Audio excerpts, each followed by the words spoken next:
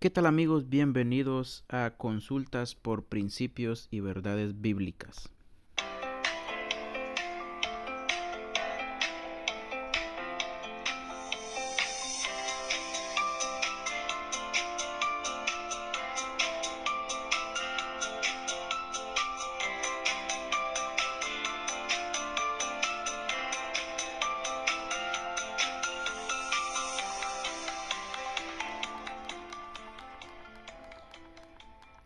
Hay dos preguntas para el día de hoy. La primera pregunta dice así: ¿a quién deben confesar sus pecados los creyentes que pecan?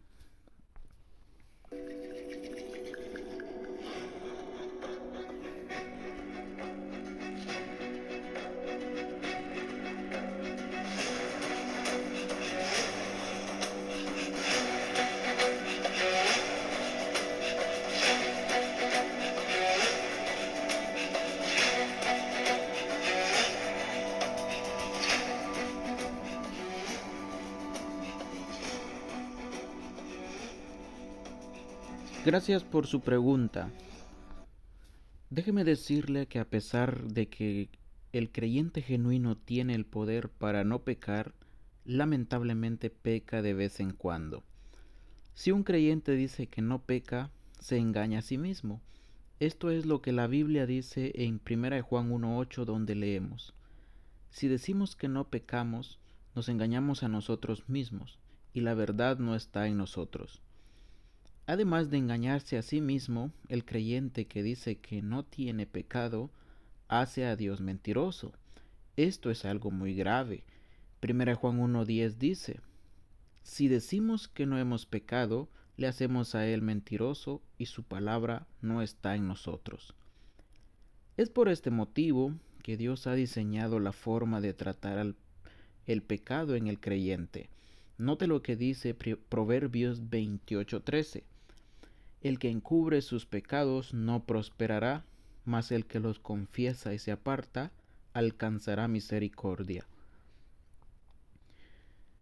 Dios demanda dos cosas del creyente que ha pecado. La primera es confesar y la segunda es apartarse del pecado cometido. Caso contrario, es decir, si el creyente encubre sus pecados, Dios dice simplemente que ese creyente no prosperará. Por supuesto que antes de confesar el pecado, el creyente debe reconocer que ha pecado. Muy bien, sabiendo que el creyente que ha pecado debe reconocer su pecado, confesar su pecado y apartarse de su pecado, la pregunta lógica es: ¿a quién se debe confesar el pecado? Veamos lo que la Biblia dice. Leo en 1 Juan 1:9. Si confesamos nuestros pecados, Él es fiel y justo para perdonar nuestros pecados y limpiarnos de toda maldad. En este texto hay uno que confiesa, otro a quien se lo confiesa, y el resultado de todo el proceso de confesión es obvio, que quien confiesa es el creyente que ha pecado, pero no es obvio a quién se lo confiesa. Para identificarlo, es necesario saber a quién se refiere el pronombre Él, en la frase que dice: Él es fiel y justo para perdonar nuestros pecados. Un examen del texto desde 1 Juan 1:5 mostrará que el pronombre Él se refiere al ser de quien se está hablando en 1 Juan 1:5, donde dice: este es el mensaje que hemos oído de Él y os anunciamos. Dios es luz y no hay ningunas tinieblas en Él. El texto está hablando de Dios. El pronombre Él de 1 Juan 1:9 se refiere entonces al todopoderoso Dios. La confesión se debe hacer a Dios. Con esto concuerdan otros pasajes de la Escritura como Salmos 32:5, en donde encontramos a David confesando. Ponga atención a lo que dice este texto: mi pecado te declaré y no encubrí mi iniquidad. Dije: confesaré mis transgresiones a Jehová, y tú perdonaste la maldad de mi pecado. El resultado de todo el proceso de confesión es perdón de Dios y una conciencia limpia. Todo esto cobra mucho sentido cuando reconocemos que todo pecado cualquiera que sea, en último término atenta contra la santidad de Dios. Es imperativo, por tanto, que el pecado del creyente se lo tenga que confesar a Dios. El verbo confesar en el idioma que se escribió el Nuevo Testamento es un verbo que literalmente significa hablar lo mismo. Cuando un creyente confiesa a Dios un pecado, está hablando lo mismo que Dios acerca de ese pecado. Esto es confesar. Al confesar un pecado, el creyente está diciendo a Dios: estoy totalmente de acuerdo contigo en que lo que yo hice atentó contra tu santidad. En respuesta a la confesión, Dios perdona el pecado y limpia de toda maldad. La segunda pregunta es la siguiente, y dice así: ¿es requisito para ser salvo asistir a todas las reuniones de la iglesia?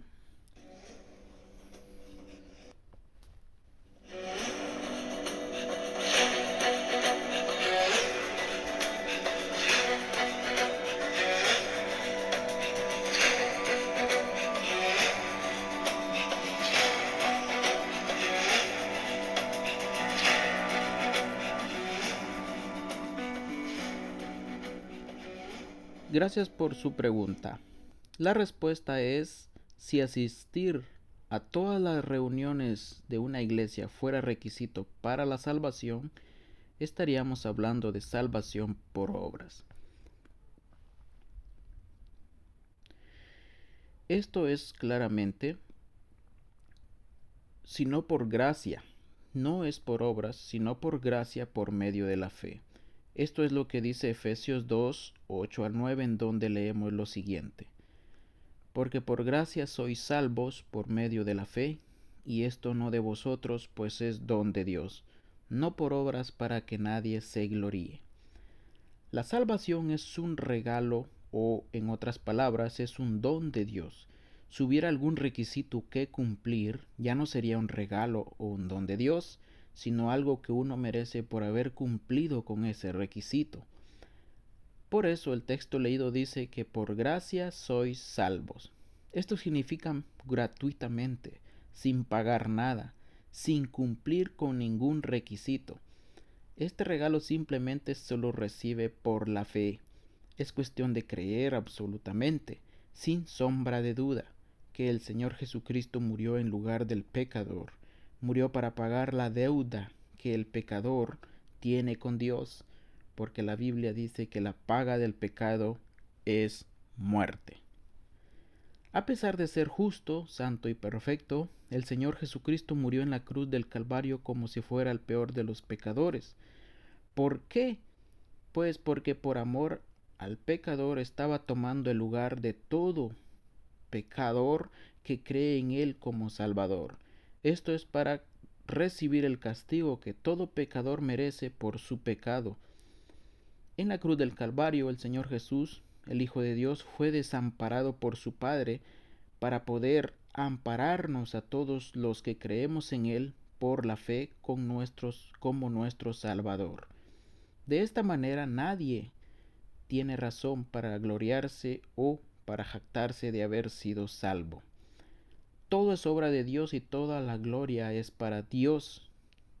Yo no fui salvo por haber cumplido con cualquier requisito, sino porque creí en el Señor Jesucristo como mi único y suficiente Salvador.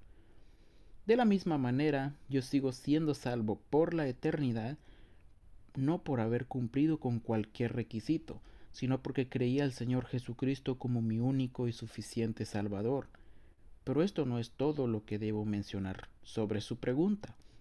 El hecho de ser salvo y continuar siendo salvo por gracia, por medio de la fe, aparte de cumplir con cualquier requisito, no significa que puedo vivir como me venga en gana.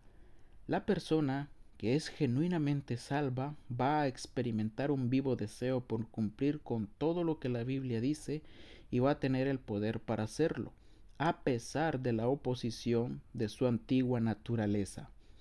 Siendo así un genuino creyente, encontrará textos como por ejemplo Hebreos 10:25, donde dice lo siguiente: no dejando de congregarnos como algunos tienen por costumbre, sino exhortándonos, y tanto más cuando veis que aquel día se acerca.